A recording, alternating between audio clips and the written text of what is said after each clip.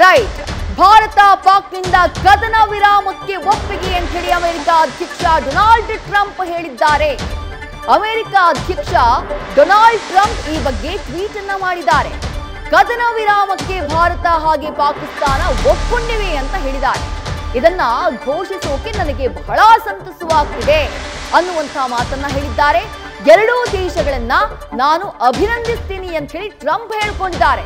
ಹಾಗಾದ್ರೆ ಸದ್ಯ ಭಾರತ ಹಾಗೆ ಪಾಕಿಸ್ತಾನದ ನಡುವೆ ಇರುವಂತಹ ಯುದ್ಧದ ಸನ್ನಿವೇಶ ಏನಿದೆ ಅದಿಲ್ಲಿಗೆ ಸ್ಟಾಪ್ ಆಗ್ಬಿಡುತ್ತಾ? ಇಲ್ಲಿಗೆ ಪಾಕಿಸ್ತಾನ ಸೈಲೆಂಟ್ ಆಗ್ಬಿಡುತ್ತಾ? ಆ ಟ್ವೀಟ್ ಅನ್ನ ಗಮನಿಸ್ತಾ ಇದ್ದೀರಿ. ಇದು ಡೊನಾಲ್ಡ್ ಟ್ರಂಪ್ ಅಮೆರಿಕ ಅಧ್ಯಕ್ಷರ ಅಧಿಕೃತ ಟ್ವಿಟರ್ ಖಾತೆಯಿಂದ ಬಂದಿರುವಂತಹ tweet. After a long night of talks mediated by the United States, I am pleased to announce that India and Pakistan have agreed to a full and immediate ceasefire.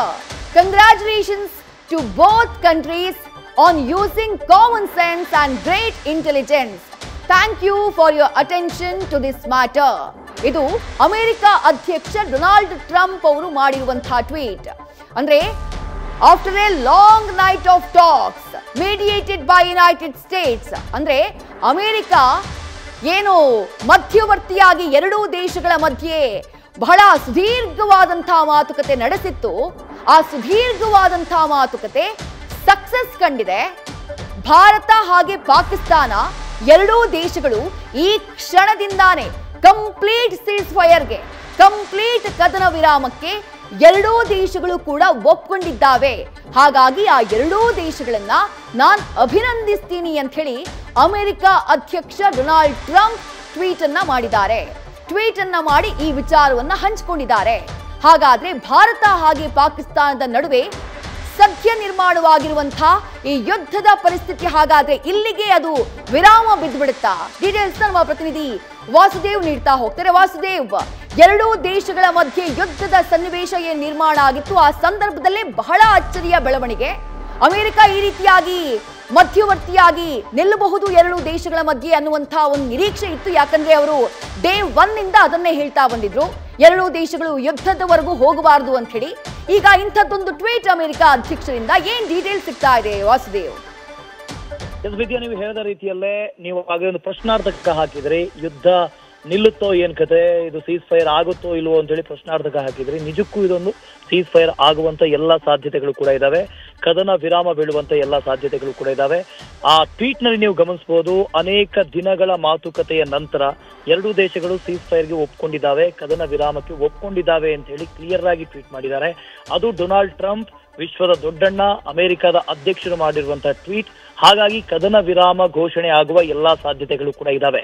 ಇದಕ್ಕಿಂತ ಹಿಂದಿನ ಸುದ್ದಿಯಲ್ಲಿ ನೀವು ಹೇಳ್ತಾ ಇದ್ರಿ, ಪ್ರಧಾನಿ ನರೇಂದ್ರ ಮೋದಿ ಅವರ ನೇತೃತ್ವದ ಸಭೆಯಲ್ಲಿ ಈ ಟೆರರಿಸಂನ ಆಕ್ಟ್ ಗಳನ್ನ ಯುದ್ಧ ಅಂತ ಘೋಷಣೆ ಮಾಡ್ತೀವಿ ಅಂತ ಹೇಳ್ತಾ ಇದ್ರಿ. ಅದು ಇನ್ನು ಮುಂದೆ ಯಾವ್ದಾದ್ರೂ ಟೆರರಿಸಂ ಆಕ್ಟಿವಿಟಿ ಆದ್ರೆ ಅದನ್ನ ಯುದ್ಧ ಅಂತ ಘೋಷಣೆ ಮಾಡ್ತೀವಿ. ಹಾಗಾದ್ರೆ ಈಗಿನ ಪರಿಸ್ಥಿತಿ ಏನು? ಈಗಿನ ಪರಿಸ್ಥಿತಿಯನ್ನ ಸದ್ಯಕ್ಕೆ ಕದನ ವಿರಾಮ ಘೋಷಣೆ ಮಾಡುವಂತ ಎಲ್ಲಾ ಸಾಧ್ಯತೆಗಳು ಕೂಡ ಇದಾವೆ. ಈ ಹಿಂದೆ ಉಕ್ರೇನ್ ಮತ್ತು ರಷ್ಯಾದ ಮಧ್ಯೆ ಯುದ್ಧ ಆಗ್ತಾ ಇದ್ದಾಗಲೂ ಕೂಡ ಭಾರತ ಮತ್ತು ಅಮೆರಿಕ ಸಾಕಷ್ಟು ಬಾರಿ ಮಾತನಾಡಿತ್ತು. ಈ ಉಕ್ರೇನ್ ಮತ್ತು ರಷ್ಯಾದ ಯುದ್ಧವನ್ನ ನಿಲ್ಲಿಸುವಂತ ನಿಟ್ಟಿನಲ್ಲೂ ಕೂಡ ಎರಡೂ ದೇಶಗಳು ಮಾತನಾಡಿದ್ವು. ಅದು ಕೂಡ ಭಾರತದ ಪ್ರಧಾನಿ ನರೇಂದ್ರ ಮೋದಿ ಅವರು ಅಮೆರಿಕದ ವಿಸಿಟ್ ನ ಸಂದರ್ಭದಲ್ಲಿ ಡೊನಾಲ್ಡ್ ಟ್ರಂಪ್ ಮೋದಿ ಅವರ ಜೊತೆಗೆ ಮಾತನಾಡಿದ್ರು. ವಿಶ್ವದ ಬೇರೆ ಯಾವೆಲ್ಲ ದೇಶಗಳಲ್ಲಿ ಈ ರೀತಿಯಾಗಿ ಯುದ್ಧಗಳಾಗ್ತಾ ಇದಾವೋ ಆ ಯುದ್ಧಗಳನ್ನ ತಡೆಯುವಂತ ನಿಟ್ಟಿನಲ್ಲಿ ನಾವಿಬ್ರು ಕೈ ಜೋಡಿಸಿ ಕೆಲಸ ಮಾಡಬೇಕು ಅಂತ ಹೇಳಿಯೂ ಕೂಡ ಆಗ ಮಾತುಕತೆ ಆಗಿತ್ತು. ಈ ಹೊತ್ತಿನಲ್ಲಿ ಸ್ವತಃ ಭಾರತವೇ ಯುದ್ಧಕ್ಕೆ ಇಳಿದ್ರೆ ಅದರ ಪರಿಸ್ಥಿತಿ ಏನು ಅಂತ ಹೇಳಿ ಅಮೆರಿಕ ಊಹೆ ಮಾಡಿತ್ತು. ಜೊತೆಗೆ ಯಾವಾಗ ಪೆಹಲ್ಗಾಮ್ನಲ್ಲಿ ಈ ರೀತಿಯಾಗಿ ದಾಳಿ ಆಯಿತು, ಆ ದಾಳಿಯ ಸಂದರ್ಭದಲ್ಲಿ ಅಮೆರಿಕವು ಕೂಡ ಆಂಟಿಸಿಪೇಟ್ ಮಾಡಿತ್ತು, ಭಾರತ ರಿಟಾಲಿಯೇಟ್ ಮಾಡುತ್ತೆ, ಭಾರತ ಪ್ರತಿದಾಳಿ ಮಾಡುತ್ತೆ ಅಂತ ಗೊತ್ತಿತ್ತು.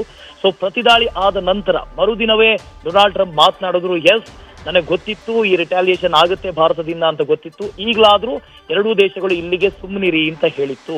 ಅದಾದ ನಂತರದಲ್ಲಿ ಭಾರತ ಆಪರೇಷನ್ ಸಿಂಧೂರನ್ನ ಮಾಡಿದ್ದು, ಪಾಕಿಸ್ತಾನ ಭಾರತದ ಮೇಲೆ ಪ್ರತಿದಾಳಿಯನ್ನ ಮಾಡಿದ್ದು, ಭಾರತವೂ ಕೂಡ ದಾಳಿ ಮಾಡಿದ್ದು, ಒಂದು ರೀತಿಯಲ್ಲಿ ಯುದ್ಧದ ಕಾರ್ಮೋಡ ಕವಿದಿತ್ತು. ಇದರ ಮಧ್ಯೆ ಅಮೆರಿಕದ ಅಧ್ಯಕ್ಷ ಡೊನಾಲ್ಡ್ ಟ್ರಂಪ್ ಭಾರತ ಹಾಗೂ ಪಾಕಿಸ್ತಾನದ ಮಧ್ಯೆ ಸುಮಾರು ದಿನಗಳಿಂದ ಮಾತುಕತೆಯನ್ನು ನಡೆಸಿದ್ದಾರೆ. ಈ ಯುದ್ಧಕ್ಕೆ ವಿರಾಮ ಹಾಡುವಂತ ನಿಟ್ಟಿನಲ್ಲಿ ಮಾತುಕತೆಯನ್ನು ನಡೆಸಿದ್ದಾರೆ. ಸೊ ಎರಡೂ ದೇಶಗಳು ಕದನ ವಿರಾಮಕ್ಕೆ ಒಪ್ಪಿಕೊಂಡಿದೆ ಅಂತ ಹೇಳಿ ಸ್ಪಷ್ಟವಾಗಿ ಹೇಳಿದ್ದಾರೆ ಅಮೆರಿಕದ ಅಧ್ಯಕ್ಷ ಡೊನಾಲ್ಡ್ ಟ್ರಂಪ್. ಹಾಗಾಗಿ ಯಾವುದೇ ಕ್ಷಣದಲ್ಲೂ ಬೇಕಾದರೂ ಸೀಸ್ ಫೈರ್ ಅಥವಾ ಕದನ ವಿರಾಮ ಘೋಷಣೆ ಆಗುವಂತ ಸಾಧ್ಯತೆ ಇದೆ. ಸುಮಾರು 3-4 ದಿನಗಳಿಂದ ದಾಳಿ ಪ್ರತಿದಾಳಿ ನಡೀತಾ ಇನ್ನೇನು ಯುದ್ಧ ಪ್ರಾರಂಭ ಆಗುತ್ತೆ, ಯುದ್ಧದ ಕಾರ್ಮೋಡ ಆವರಿಸಿಕೊಂಡಿದೆ, ತಕ್ಷಣಕ್ಕೆ ಯುದ್ಧವನ್ನ ಘೋಷಣೆ ಮಾಡಿ ಬಿಡ್ತಾರೆ ಅನ್ನುವಂತ ಆಲೋಚನೆಗಳಿದ್ವು. ವಾತಾವರಣವೂ ಕೂಡ ಅದೇ ರೀತಿಯಾಗಿ ಆಗಿತ್ತು. ಆದರೆ ವಿಶ್ವದ ಶಾಂತಿಗೋಸ್ಕರ ವಿಶ್ವಸಂಸ್ಥೆ ಈ ಕೆಲಸವನ್ನ ಮಾಡಬೇಕಾಗಿತ್ತು. ಆದ್ರೆ ಅಮೆರಿಕ ಈ ಕೆಲಸವನ್ನ ಮಾಡ್ತಾ ಇದೆ. ಅಮೆರಿಕದಲ್ಲಿ ಡೊನಾಲ್ಡ್ ಟ್ರಂಪ್ ಅಧಿಕಾರಕ್ಕೆ ಬಂದ ತಕ್ಷಣ ಅವ್ರು ಹೇಳ್ತಾ ಇದ್ರು, ನಾನು ವಿಶ್ವ ಶಾಂತಿಗೋಸ್ಕರ ಕೆಲಸ ಮಾಡ್ತೀನಿ ಈ ನನ್ನ ಟರ್ಮ್ ನಲ್ಲಿ ಅಂತ ಹೇಳ್ತಾ ಇದ್ರು. ಅದರ ಮೊದಲ ಪ್ರಯತ್ನವಾಗಿ ಉಕ್ರೇನ್ ಮತ್ತು ರಷ್ಯಾ ಈ ಎರಡೂ ದೇಶಗಳ ಜೊತೆಗೆ ಮಾತನಾಡಿ, ರಷ್ಯಾದ ಜೊತೆ ಸಂಬಂಧ ಚೆನ್ನಾಗಿಲ್ಲದೆ ಹೋದ್ರೂ ಕೂಡ ಟ್ರಂಪ್ ರಷ್ಯಾವನ್ನ, ಅದರಲ್ಲೂ ವ್ಲಾಡಿಮಿರ್ ಪುಟಿನ್ ಅವರನ್ನ ವಿಶ್ವಾಸಕ್ಕೆ ತೆಗೆದುಕೊಂಡು ಅವರ ಜೊತೆ ಮಾತನಾಡಿದ್ರು. ಜೊತೆಗೆ ಕದನ ವಿರಾಮವನ್ನ ಘೋಷಿಸಿಕೊಳ್ಳುವಂತೆ ಹೇಳಿ ಯುದ್ಧಕ್ಕೆ ಪೂರ್ಣ ವಿರಾಮ ನೀಡುವ ನಿಟ್ಟಿನಲ್ಲಿ ಸಾಕಷ್ಟು ಕೆಲಸ ಮಾಡಿದ್ದಾರೆ. ಅದರ ಜೊತೆಗೆ ಭಾರತ ಮತ್ತು ಪಾಕಿಸ್ತಾನ ಇದು ಈ ಹಿಂದಿನಿಂದಲೂ ಕೂಡ ನಡೆದುಕೊಂಡು ಬರ್ತಾ ಇರುವಂತಹ ಸಮಸ್ಯೆ, ಆ ಸಮಸ್ಯೆಗೆ ಪೂರ್ಣ ವಿರಾಮ ಹಾಕೋದು ಕಷ್ಟವಾಗಬಹುದೇನೋ. ಆದ್ರೆ ಈಗಿರುವಂತ ಈ ಒಂದು ಸಿಚುವೇಶನ್ ಏನಿದೆ, ಈ ಒಂದು ಯುದ್ಧದ ಕಾರ್ಮೋಡ ಏನಿದೆ, ಇದಕ್ಕೆ ಸದ್ಯದ ಮಟ್ಟಿಗೆ ಫುಲ್ ಸ್ಟಾಪ್ ಹಾಕಿದ ರೀತಿಯಲ್ಲಿ ಕಾಣಿಸ್ತಾ ಇದೆ. ಇನ್ನೇನು ಭಾರತದಿಂದ ಅಧಿಕೃತವಾಗಿ ಈ ಬಗ್ಗೆ ಘೋಷಣೆ ಆಗಬೇಕು, ಪಾಕಿಸ್ತಾನದಿಂದಲೂ ಕೂಡ ಅಧಿಕೃತವಾಗಿ ಈ ಬಗ್ಗೆ ಘೋಷಣೆ ಆಗಬೇಕು. ಕಳೆದ 1-2-3 ದಿನಗಳ ಸನ್ನಿವೇಶಗಳನ್ನ ಗಮನಿಸಿದ್ರೆ ಪಾಕಿಸ್ತಾನದ ಸಚಿವರುಗಳು ಕೊಡ್ತಾ ಇದ್ದಂತ ಹೇಳಿಕೆಯಲ್ಲಿ, ಅವರ ಬಾಡಿ ಲ್ಯಾಂಗ್ವೇಜ್ ಅಲ್ಲಿ, ಅವರ ಭಾಷೆಯಲ್ಲಿ ಸಾಕಷ್ಟು ಬದಲಾವಣೆ ಆಗಿತ್ತು. ಜೊತೆಗೆ ಇವತ್ತು ಆಗ್ಲೇ ನಾವು ಮಧ್ಯಾಹ್ನ ಮಾತಾಡ್ತಾ ಇದ್ವಿ, ಸುಮಾರು 7 ಜನ ಉಗ್ರರನ್ನ ಹೊಡೆದು ಹಾಕಿದೆ ಭಾರತ ಅಂತ ಹೇಳಿ. ಅದರ ಅರ್ಥ ಭಾರತದ ಹಿಟ್ ಲಿಸ್ಟ್ ನಲ್ಲಿ ಇದ್ದಂತ ಉಗ್ರರು ಮಟಾಶ್ ಆಗಿದ್ದಾರೆ, ಅವರನ್ನ ಕೊಂದು ಹಾಕಲಾಗಿದೆ, ಧ್ವಂಸ ಮಾಡಿದ್ದಾರೆ. ಇನ್ನು ಉಳಿದಿದ್ದೇನು, ಭಾರತ ಯುದ್ಧ ಮಾಡುವಂತ ಪರಿಸ್ಥಿತಿ ಅಂತೂ ಇಲ್ಲ. ಭಾರತ ಕೇಳ್ತಾ ಇದ್ದಿದ್ದು ನಮ್ಮ ಮೇಲೆ ದಾಳಿ ಮಾಡದಂತ ಉಗ್ರರನ್ನ ಸದೆ ಬಡಿಬೇಕು ಅಂತ ಹೇಳಿ. ಆ ಸದೆ ಬಡಿಯುವಂತ ಕೆಲಸ ಆಗಿದೆ.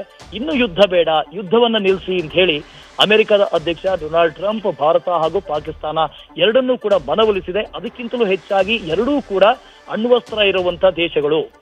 ಈ ಅಣ್ವಸ್ತ್ರ ಇರುವಂತ ದೇಶಗಳು ಯಾವತ್ತೂ ಕೂಡ ಯುದ್ಧ ಮಾಡಬಾರದು. ಇದು ವಿಶ್ವ ಶಾಂತಿಗೆ ದೊಡ್ಡ ಥ್ರೆಟ್ ಆಗುತ್ತೆ ವಿದ್ಯಾ. ಹಾಗಾಗಿ ಅಮೆರಿಕ ಮಧ್ಯಸ್ಥಿಕೆಯನ್ನು ವಹಿಸಿ ಈ ಒಂದು ಸಂಧಾನಕ್ಕೆ ಬಂದಿದೆ. ಮುಂದಿನ ಕ್ಷಣಗಳಲ್ಲಿ ಏನೆಲ್ಲ ಬೆಳವಣಿಗೆ ಆಗುತ್ತೆ ಅಂತ ಕಾದು ನೋಡಬೇಕು. ಥ್ಯಾಂಕ್ ಯು ವಾಸುದೇವ್, ತಮ್ಮೆಲ್ಲ ಡೀಟೇಲ್ಸ್ಗೆ. ನ್ಯೂಸ್ ಫಸ್ಟ್ ನಿರ್ಭೀತಿಯಿಂದ ನಿಮ್ಮ ಪರವಾಗಿ.